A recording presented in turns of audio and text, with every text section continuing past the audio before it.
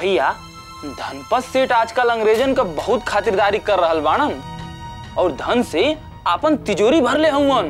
ता ठीक बा, आज रात चल के लक्ष्मी मैया के उनकी तिजोरी से आजाद करवा दिया जाए और भारत माई के आजाद करवाए खातिर बारूद मंगावल जाए। तो ठीक है भैया? हाँ ठीक बा, हमनी सब तैयार बानी जा। तैयार है।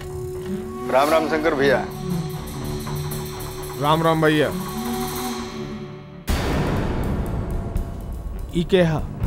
ये हमार संगतिया हमें मंगल मिश्र। पांडे जी, आजादी तो अहिंसा से मिलल बड़ा मुश्किल बा। का? आप लोग ऐसे ही मार खात रही हैं तो अंग्रेजन के हौसला और बढ़ते रही। ऐसन बात नहीं है। बापू गांधी असहयोग आंदोलन अहिंसा के बल पे ही लड़ रहल बाड़न। और तू देखिया एक दिन अंग्रेज मजबूर होके भारत छोड़ के चल जाए। ऐसा तो कबहू ना हो सकेला चित्तू भैया, कबहू ना। वो अंग्रेज ऐसे ही मारत रही हैं और आप लोग मार खात रही हैं। लेकिन अंग्रेजन के हिंसा के जवाब हिंसा से ही देवे के पड़ी। जैसे लोहा के लोहा काटेला, वैसे ही हमने के भी अंग्रेजन के हिंसा के जवाब हिंसा से देवे के पड़ी। आज से राम सजीवन तो हूँ अपना साथी संगे हमरा दल का सदस्य बनल बाड़ा। हमरा दल के सिर्फ एक ही मकसद बा, अंग्रेजन के अपने देश से भगाई और भारत माई के आजाद कराई। बदला में हम अपन तन मन धन तीनों कुर्बान करे के तैयार बानी। त आवा कसम खाइन जा। हम सब तैयार बनी जा शंकर भैया। अब जहाँ क्रांतिकारी लोगन के पसीना गिरी और जहाँ हमनी के खून गिराइब जा। हम राम सजीवन भारत माई के कसम खा के कहतानी कि जी अब तक क्रांतिकारी बन के, अमर अब तक शहीद क्रांतिकारी बन के। मैं मंगल मिश्रा, सिपाही थाना सागरपाली। तोहर सोचल बिल्कुल गलत है।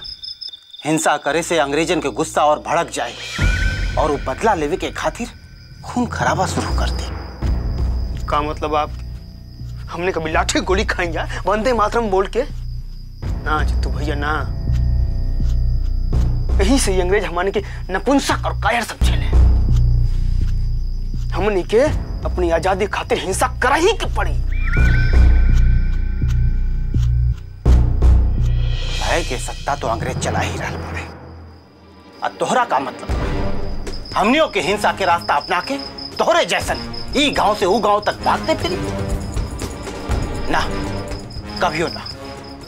बापू गांधी अंग्रेजन के हिंसा के अपन अहिंसा की ताकत से हराई। तो हमारे एक बात मान ला, आजादी तो हिंसा के बल पर ही मिली।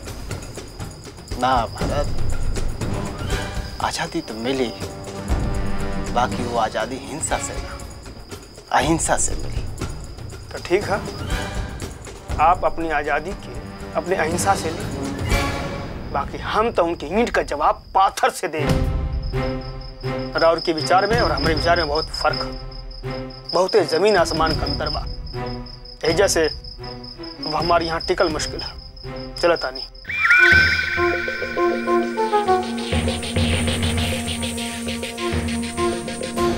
चलो तानी, प्रणाम। वंदे मातरम।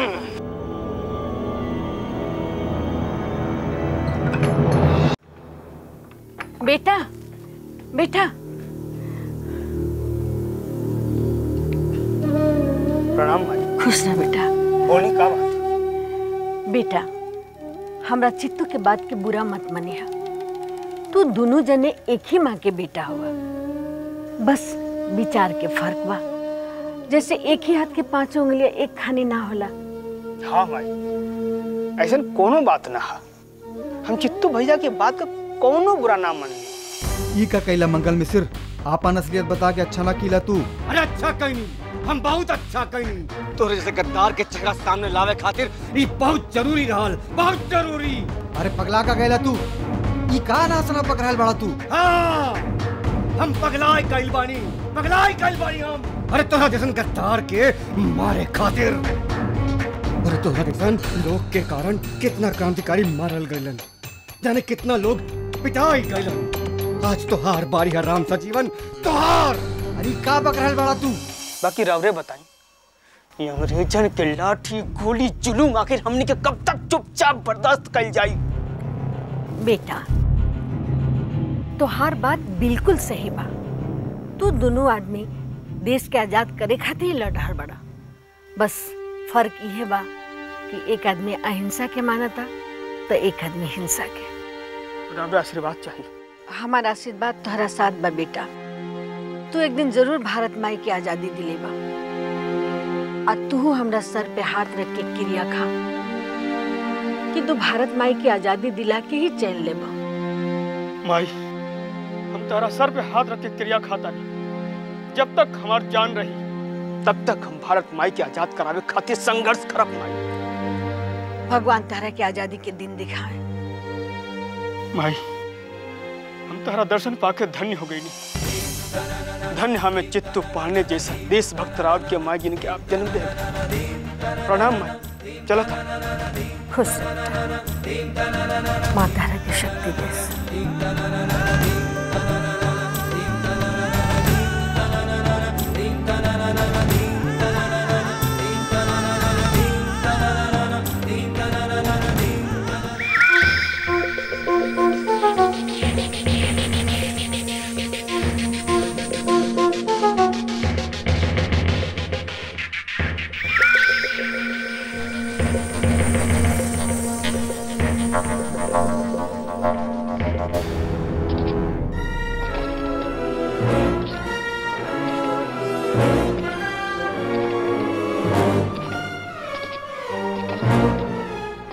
हमार भेद खोल के अच्छा ना कैला मंगल मिसिर। अगर खान दरोगा के मालूम पड़ जाई तो नौकरी से हाथ धो के पड़ी तहरा। अच्छा तत्ते हमरा के नौकरी के धोस देते रे। अरे ना चाहिए हमके अंग्रेजी नौकरी। जाके कह दी अपना खान दरोगा कुकुर से जा। खान दरोगा के मालूम पड़ जाई तो गोली मार दे तहरा। अच्छा खान दरोगा तो बाद में गोली मारी, बाकी हम तोहरा के भाई ने ऊपर पहुंचा देता नहीं।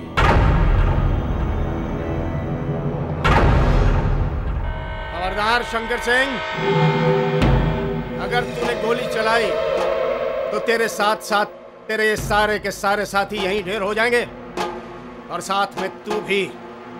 मंगल मिश्रा, खबरदार कोई अपनी जगह से हिलेगा नहीं वरना भून के रख दूंगा। खबरदार।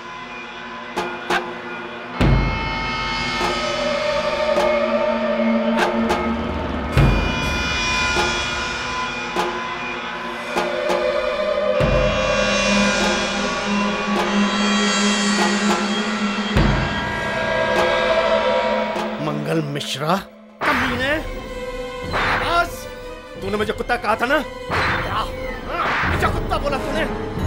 रामखोर। शक तो मुझे पहले से ही तुझ पर था, लेकिन अब मेरा शक यकीन में बदल गया है कि तूने ही भरतलाल को जेल से भगाया था। तेरी लाठी पर सबसे कम खून के धब्बे होते थे। रामखोर, दगाबाज, रामखोर, मैं तुझे जिंदा नहीं छोड़ूंगा। हाँ, हम के अपने भाइयों से हमदर्दी रहल और अंतिम सांस तक रही। हम ही भरतलाल के तोरे जुल्म से आजाद कैले रहनी। तुझे तेरी इस आजादी की ऐसी सजा दूंगा कि आज के बाद कोई भी सिपाही हमारी बरतानिया सरकार के साथ गद्दारी करना भूल जाएगा। पकड़ो सबको।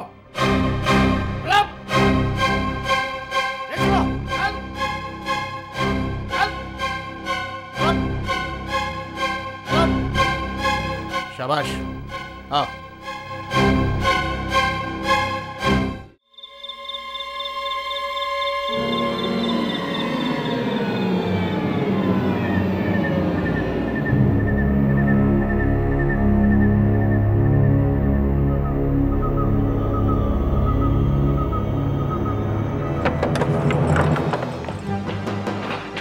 उठा।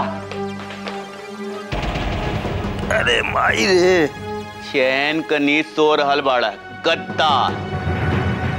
चला बाकी का नहीं थाना में पूरा करिए। वैसे ये सब का कर रहल बानी आप? और काहे हमरा मारतानी?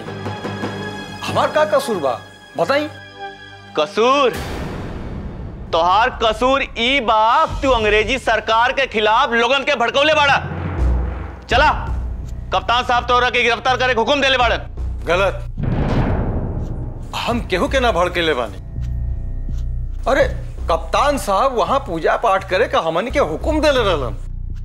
तोहरा के जौन कहे के होखे है वो चला कप्तान साहब से कहिए। सिपाहियों ले चला उनको। चलो तानी।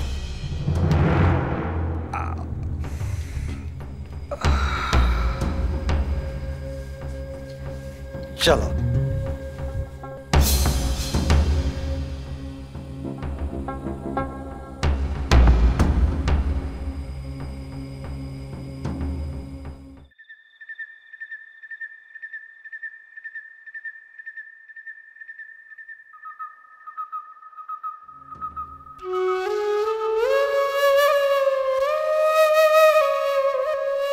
ए जी, अब कैसे चली? कहाँ कैसे चली? यह कि घर के हालत एकदम खराब हो गई बा और अब घर के खर्च चलोला भी बहुत मुश्किल होत बा।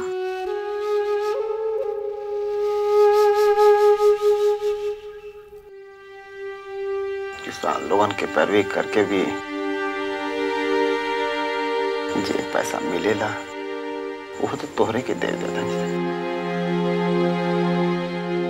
अब का करी? अरे घर के चिंता हमरो बा, बाकी घर के चिंता से बड़ा चिंता बा देश के चिंता। ए मजरी,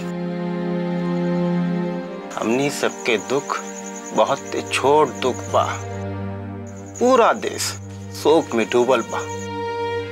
अब बतावा देश के दुख बड़ा बा ना कि हमनी सबके दुख? वो सब तो ठीक बा जी, और देश के आजादी में भी हम रउआ के संगे बानी, मगर हमरा के कबो कबो ललिता के बहुत चिंता सतावेला।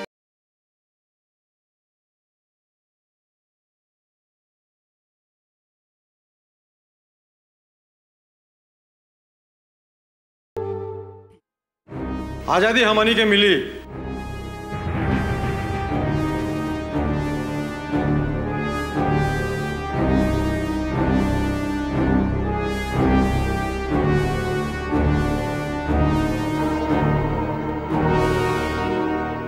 कप्तान साहब हमके काहे गिरफ्तार कइल गइल बा और हमार का जुर्म हो? तुम्हारा जुर्म है देशद्रोह, ब्रिटिश गवर्नमेंट के अगेंस्ट पब्लिक को भड़काना। कप्तान साहब हमो वकील बानी और कानून हम जाने ली। देशद्रोही केकरा के कहल जाला वो जाने ली। अरे जुर्म तो तू लोग करत आड़ा जो हमरे देश में आकर के लूटपाट मचावत आड़ा। पूजा पाठ करल और लोगन से बात करल हमनी के अधिकार है। क्वीन विक्टोरिया के रूल में गुलामों को कोई अधिकार नहीं है। कप्तान साहब अब वो दिन दूर नहीं जब हमनी आजादी ले ले। तुम्हारा ये ड्रीम कभी पूरा नहीं होगा। ये ड्रीम देखते देखते तुम्हारे ये साथी सब मारे जाएंगे। तुम जियोगे तो गुलाम बनकर और मरोगे तो गुलाम बनकर। कप्तान साहब एक वादा करो थे आपसे कि हम आजादी लेके रहब और आपके विक्टोरिया के साथे डिनर भी करब। आप कितनो जुल्म कर ला आजादी लेके रहब। वंदे मातरम! हमरा के ना मालूम रहे कि तू इतना बड़ा दोगला बड़ा। दोगला? What does it mean? Bhrigu आश्रम में का कहले रहला? शांति से पूजा पाठ करा और जा। अरे तोरे अंदर अगर इतना हिम्मत रहे तो तू हमके वही ठिया अरेस्ट कैले होता।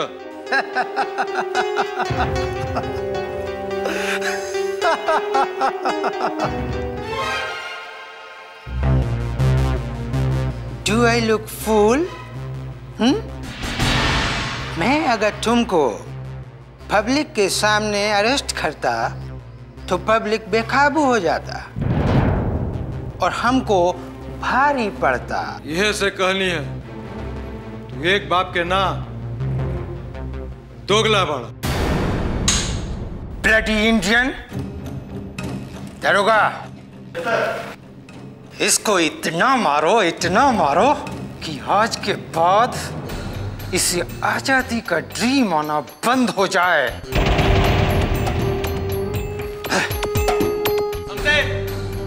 ताला खोलो।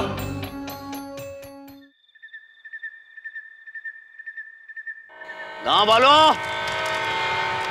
मैंने तुम सबको यहां इसलिए बुलवाया है कि तुम सब अपनी आंखों से देख लो इन क्रांतिकारियों का नतीजा।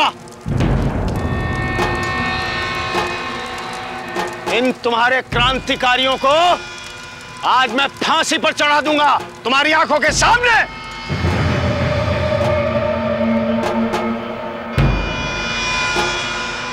और तुम सब का सब कान खोल के सुन लो, अगर मेरे इलाके में जो भी क्रांतिकारी बनने की कोशिश करेगा उसकी यही सजा होगी।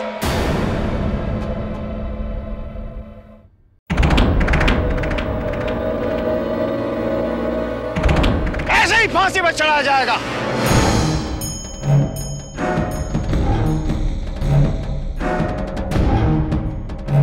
क्यों? यही है तुम्हारे साथी क्रांतिकारी जिन्होंने तुमको भारत को आजाद करने का सपना दिखाया था। देख लो इनको, आज तुम्हारी आंखों के सामने इनको मैं फांसी के तख्ते पर लटका दूंगा।